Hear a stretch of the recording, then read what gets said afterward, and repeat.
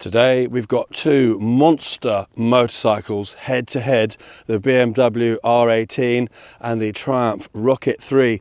Both are very torquey, very big, very cool. So we're going to find out in this video which one of them is the best, or which one is best for you, because there is a difference.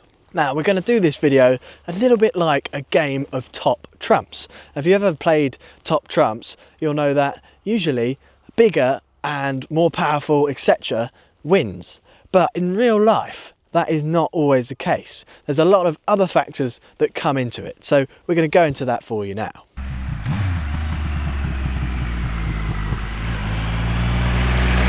Now, the first point is the Rocket 3 has a 2.5 litre engine. It's an absolute monster. And the R18 is still a monster, but not quite as much of a monster at 1800cc. So the Rocket 3 wins that point. And horsepower, the R18 produces 91 horsepower at 4,750 RPM, and the Rocket 3 produces 180 horsepower at 7,000 RPM. That's a lot of power, and that's higher up in the RPM range, but then there's torque. In terms of feel, more power obviously gives you more go, and the Rocket 3 will rev through the rev range and keep pulling stronger and stronger, whereas the R18, it doesn't build so fast, and that's what power is, how quickly it builds. Although it is immensely powerful, really, nothing compared to the Rocket. So definitely the Rocket, you feel that power a lot more. When you have a really cool motorcycle like the Triumph Rocket 3 or the BMW R18, it's nice to have a quality watch on your wrist for when you're riding it, especially one that is motorcycle related and inspired. And I've had this watch from Rec Watches for the last year. This is the TTT Knievel, and it's an absolutely beautiful watch. I absolutely adore it. It's beautifully made. It's a Swiss-made watch, and this is a piece of history to own on your arm, because the star at the top of the clock face of this watch is made from the melted down metal of the clutch and brake lever of Evel Knievel's last ever jump bike. So you've got a piece of Evel Knievel's last ever jump bike on your wrist. I mean, that is one of the coolest things you can possibly say. And when you turn up to the pub on your cool motorcycle and show your watch to your friends, they're going to think you're pretty cool, or they're going to be envious of you, one or the other. But you can get this watch through the link in our description, and it's currently 25% off. There's only about 100 and something left of these, and there's only 700 ever going to be made. So if you want to own a piece of history and have it on your wrist, then click the link in the description and check Rec Watches out. So on to torque. The Rocket 3R produces 225 Newton meters of torque at 4,000 RPM, and it pulls strongly throughout the whole rev range. It is a monster motorcycle. And the R18 has 158 Newton meters peak at 3,000 RPM, so it peaks a little lower in the rev range. And from 2,000 RPM, you've got 150 Newton meters on tap all the way through to 4,000, and it obviously peaks at 3. So it's immensely torquey at lower RPM. So I jumped onto the Rocket 3R directly after riding this to feel if that has the same amount of torque at the low RPM, and it does. It's immensely torquey all the way through, but with that power, the combination of all that power and all that torque makes this just shift like nothing else on the planet.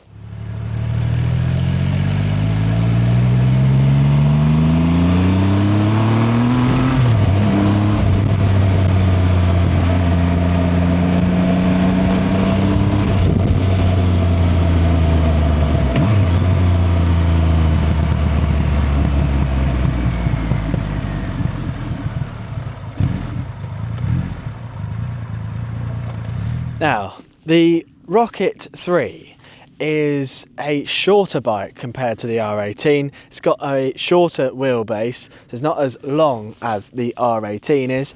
It's also got a steeper rake, which is the angle of the forks or the angle of the headstock.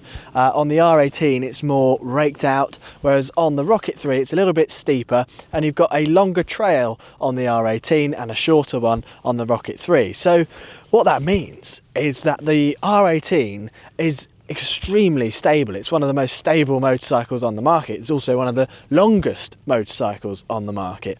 But when it comes to twisty lanes, it's not so nimble. Whereas this bike is more nimble in the twisty stuff, so you can almost ride this bike like a sports bike, but it's like a sports bike that's been injecting hemorrhoids, what I'm trying to say, steroids every weekend.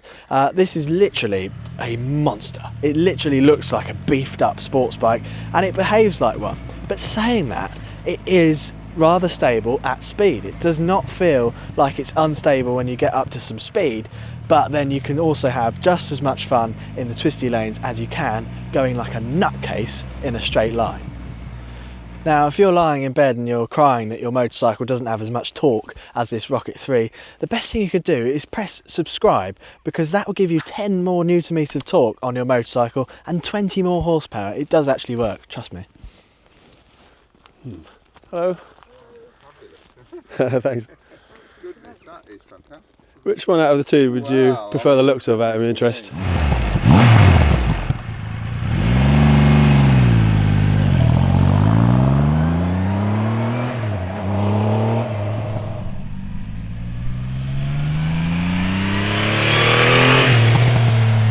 Now, in top trumps, big is always better, isn't it? So in terms of width, the BMW is wider, so that must be better. In terms of overall width, obviously the handlebars are wider on this than the rest of the bike, but on the BMW the cylinders stick out nearly as far, so you've got the width all the way down. The BMW is about 1.5 inches wider, so is that a win in your book? Let us know, comment below. In terms of weight, the Rocket 3 weighs 317 kilograms and the R18 weighs 345. So that would mean the R18 wins because it's a higher number. Of course, we're being a little bit sarcastic here, but in top trumps, that'd win. In terms of the way that weight feels, the R18, all the weight feels like it's very low down in the motorcycle. We've got very low centre of gravity, whereas the Rocket 3, perhaps the weight is slightly higher up towards the middle of the bike, but it does hide its weight quite well. It's not a hard bike to manage or manoeuvre around, which I initially, when seeing it come out of the van, thought, oh god, it's going to be a bit hard to get in my garage, but it wasn't at all. And obviously the R18 has got a reverse gear option. It's not a gear, it's like an electronic motor, but the Rocket 3 R, too many R's, doesn't. Now, the miles per gallon, the Rocket 3 tells me on this little screen that it's getting 37 miles per gallon, and the R18 is getting 47. So the R18 wins on that one. Now, in terms of fuel capacity, 16 litres on the R18 and 18 on the Rocket, so more is better, so the Rocket wins. Both got a shaft drive, so that's similar. Suspension travel, very similar amount, but the R18 has a little less on the rear, whereas the Rocket has got about the same front and rear, which is about that much suspension travel. Can you envisage the numbers? So it's best to sometimes show you, it's about that much. Now, the Rocket 3 Storm, which is the edition we've got here, starts at 23,195 in the UK, £1,000. And the R18, spec'd up exactly like this one, is 21,815. So the R18 is a little bit cheaper, but then there's second-hand prices of these two motorcycles. The Rocket 3 on the second-hand market currently, as we're speaking, at the beginning of November 2024 in the UK, the cheapest the cheapest Rocket 3 is £12,900, and that's got 3,900 miles on it, and it's a 2021 model. And the cheapest R18 on the market currently is a 2022 model. It's got 2,850 miles on the clock, and it's only £8,500. That is a complete and utter bargain for the price. So if you bought one of these new, you're likely going to lose 10 grand as soon as you come out the dealership. I'm not sure what the prices are of the Rocket 3s in general, but again, you're going to lose money. You lose money on any motorcycle. It's a depreciating asset, but the R18 in particular has lost a lot of money. But I said this in a previous video, And I think that because these haven't sold very well, when they get discontinued and in years to come, these will be a rare motorcycle, and I think they will go up in value in the future. So if we're playing top trumps, then there's an obvious winner, isn't there? That's the Rocket 3. It's got more of pretty much everything. But then if you're just buying a motorcycle based on specs alone, are you missing out on something? Because there's so many other factors that make a motorcycle appealing. The emotive things are undefinable sometimes. So in terms of style, which one would you go for? This is very much the modern classic, like that chap said. It's sort of Art Deco style. It's very much a statement. It's very beautiful. Some people think it's very ugly. People with discerning taste tend to like it. People that want something a bit rarer tend to like a bike like this. It's not a bike for the masses, that's for sure. The Rocket 3R is much more modern. It's much more sort of cutting edge, if you like. Big fat open tyre at the back. It's got lots of kind of crazy designs about it. So a lot of people prefer that sort of look. So let us know which one you prefer the looks of in the comments below. Now, furthermore, in terms of styling, the R18 has got a rather beautiful chrome exhaust system, and this design is called a fishtail exhaust because it looks a bit like a fish. But it's absolutely stunning, and that's the reason why the old man hasn't changed it in 3 years, because both of us tend to like the sound of a slightly louder motorcycle, but because this looks so good and it's so unusual, he hasn't wanted to change it. And of course you could take the baffles out of this exhaust, but it's a bit of a faff because you'd have to cut it open because it tapers at the end, so you can't just slot one out like you could on a Harley Davidson exhaust, for example, although you still have to cut a bit at the end. But coming on to the Rocket 3, I don't think the design of this exhaust is anywhere near as beautiful as the R18. It's much more going on. It's got a lot of bits to it, and heat shields there, heat shields here. There's a big silencer in the middle, which has gone a bit rusty, to be honest.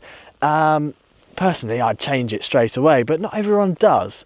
So let us know what you think of this exhaust, but I think it could do with being a little bit more beautiful. I have seen a custom one online, which was a 3-into-1 that sort of came all the way out to here, and it looked absolutely stunning. It was chrome, and there wasn't any fiddly bits going on. And this engine almost looks like an aircraft engine. So to have a beautiful exhaust to pair with it is what it needs. So in my eyes, I'd change that straight away on this bike, whereas on that one, I wouldn't be so keen to get rid of it. Now, the R18 has this beautiful long wheelbase, like we said earlier, and you feel it's very long in front of you when you sit on the bike, and the front wheel's miles away. You can't even get to it with your foot. And you've got this beautiful analog clock or dial to look at, which is a work of art. I love it. Conversely, on the Triumph Rocket 3R, it feels like the front wheel is almost at you. You know, it's much closer, and it dips away, and you've got this sort of empty space. So you're not sort of so reached out. It's not so long, and you've got this modern instrument thing, and obviously it's got all the things that it does. But I think this bike would look so much better personally with an analog. But we say that on every bike, don't we? So what do you think on that? Now, this is funny. When I got onto this as well, it felt like I was getting on a giant insect that had been genetically modified. It's got that sort of feel about it. Whereas with the R18, it feels like you're a knight in armour on a beautiful horse of a bygone era. It's got a different feel entirely. Now, something else that doesn't get covered by Top Trumps is character. And we love characterful motorcycles. Both of these bikes have got a lot of character, but in a different way. The R18 is much more sort of agricultural, if you like. That word is often used in a negative way, but we don't see it in a negative way. It's got a lot of feel to it. It feels like bikes of yesteryear. It's got lovely vibrations, and you can feel the way the cylinders are moving throughout the RPM range. But the Rocket 3 has got more character than I was expecting it to have. I was expecting it to feel like an oversized sports bike, and a lot of sports bikes these days don't really have much character at all. They're very precise, they're very smooth, they're very fast, they're very brilliant at what they do, but they're not very brilliant in giving you lots of character. So they can only really be enjoyed when you're going flat out.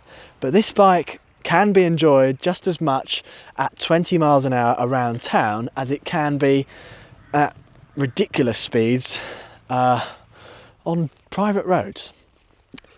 And that is a great thing to have, because having a motorcycle this big, you wouldn't expect it to be so enjoyable at lower RPMs. Both of these are very enjoyable at low RPMs, but this is also probably more enjoyable to go crazy on, and it can do both. The exhaust, I forgot to mention this, has on the overrun lots of sort of pops and burbles, which do feel a little bit sort of engineered in, so they're not sort of real pops and burbles, whereas the R18 does do the odd pop and burble, but it's real, it's actually happening, and that's nice, that's character. This is sort of slightly engineered character, which is fun and it's quite enjoyable, but perhaps after a while it might become a little bit annoying, but that depends on what you want out of the bike.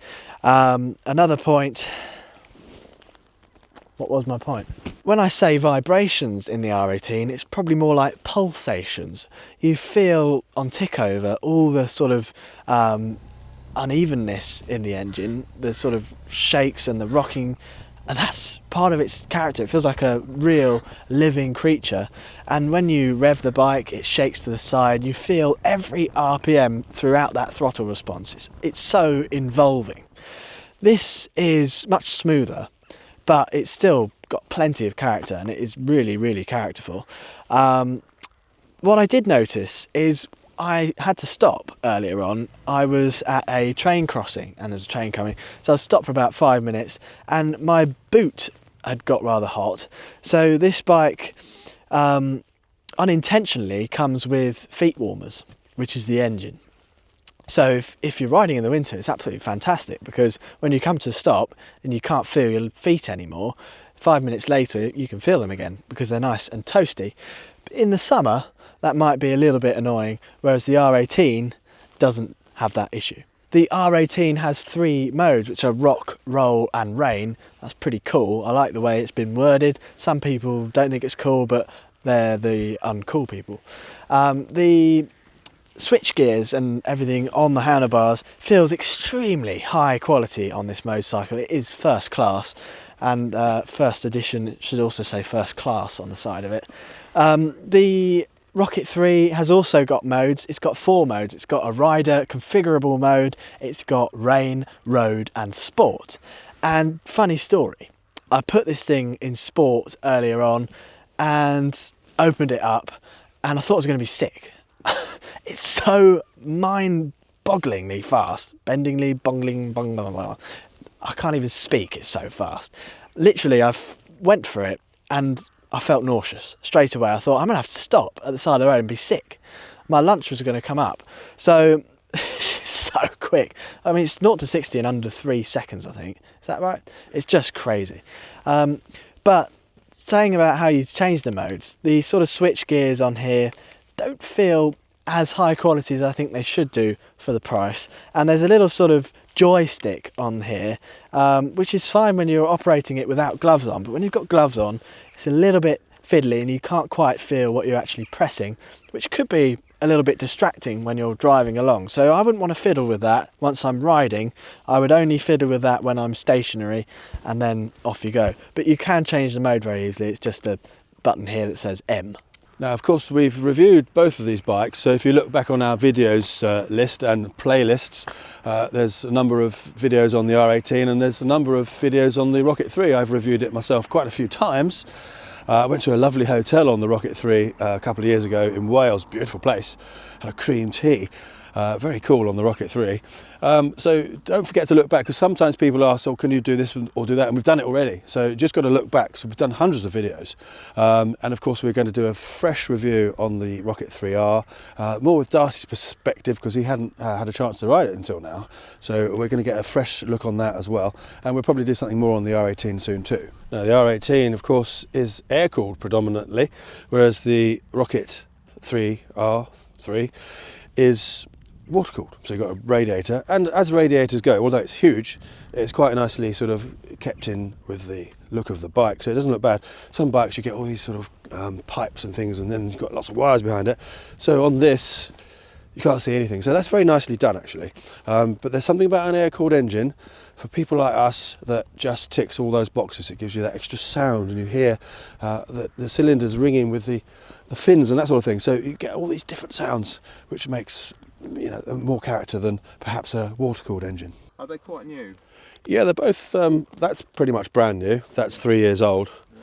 Wow. But they're still, obviously, you can buy them exactly the same now. Yeah. Just wondered what. It's a BM low rider, isn't it? It's a R18. It's called. R18 is the model of it. Yeah. That's a Rocket 3. Yeah, but it's still got the horizontally opposed. Yes, it has. Yeah. It's the old traditional rather than some of the newer ones. Mm. But, and that, wasn't it? So this was made in Hinckley, was it? Or well, I don't know if it's actually made there, but they're still based there. I don't know whether the factory might be abroad. Taiwan, yeah. Yeah. As long as it's not China, I don't know. Which would appeal to you looks-wise then, do you think? If you had to part with your money. Are they very similar price? Yeah, but they are actually. That's much cheaper second-hand. Yeah, you can buy them second-hand. I guess that's pretty rare, isn't it, the Triumph?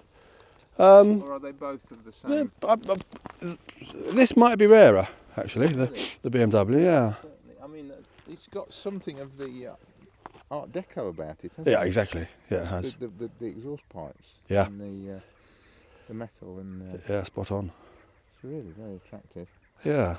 So out of the two, we can't be a hard one. What's performance like? Are they similar? That's a monster. I mean, it's... What CC is that? That's 2,500. And is it a 6-cylinder?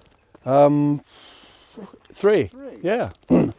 That's 2. That's 3. And that's 1,800. Yeah. I mean, 1,800 sounds a lot until you hear 2.5. It's crazy, isn't it? Yeah. I mean, it's years since I had a bike. Is it? I had an old Kawasaki right. ZZR once. Okay, brilliant. But I decided to stop it when my son took an interest. Okay, right, yeah. Because yeah. A young man, you don't last long, do you, sometimes? No, you've got to be careful. You have to ride like everyone's out to kill you. Yeah. It's that awareness it teaches you, doesn't it? Yeah. Tremendous. Yeah, absolutely. I suppose heart were to rule head, it would be the BM probably. Right, okay. But the Triumph is British, so I'm also torn to that. but the BM is just, it looks like it will be a classic. It is a classic as it's first made. Exactly, yeah. But I guess they're pretty rare. They're going to be rare, aren't they, as well? Relatively speaking, yes. But this hasn't gone down so well because a lot of people don't like the cylinder sticking out. So in terms of sales, they're quite rare. So whether they axe them, I don't know. But if they did, then it would be a very rare bike. Yeah. But the prices have dropped on them because of that. So people that go for that tend to think, well, I'll have a Harley. Yes.